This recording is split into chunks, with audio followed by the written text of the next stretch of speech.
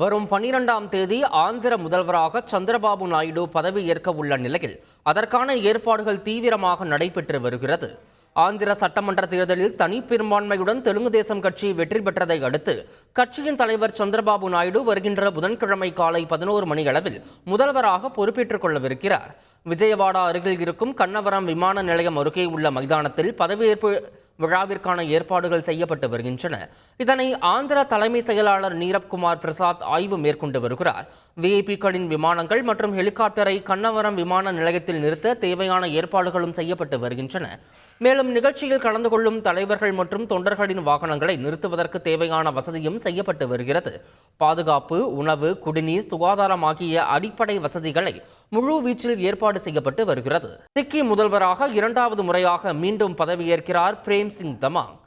வடகிழக்கு மாநிலங்களுள் ஒன்றான சிக்கிம் சட்டமன்ற தேர்தலில் மொத்தம் உள்ள 32 தொகுதிகளில் 31 தொகுதிகளை கைப்பற்றி தனிப்பெரும்பான்மையுடன் மீண்டும் ஆட்சியை கைப்பற்றியுள்ளது ஆளும் சிக்கிம் கிராந்திகாரி கட்சி.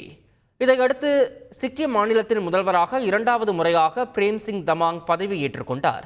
சிக்கிம் மாநில தலைநகரான கேங்டாங்கில் உள்ள பால்ஜோர் மைதானத்தில் நடைபெற்ற பதவியேற்பு விழாவில் சுமார் 30,000க்கும் மேற்பட்டோர் கலந்து கொண்டனர். பிரேம் சிங் தமாங்கிற்கு சிக்கிம் மாநில ஆளுநர் லக்ஷ்மண் ஆச்சாரியா பதவி பிரமாணம் செய்து வைத்தார். அவரது தலைமையிலான புதிய அமைச்சரவையில் இடம்பெற்ற அமைச்சர்களும் பதவியேற்றனர்.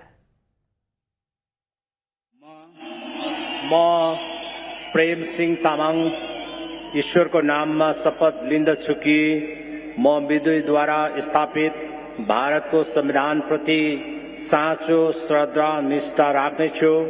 म भारत को संप्रभुता र अखण्डता अक्षुण्ण राख्नेछु।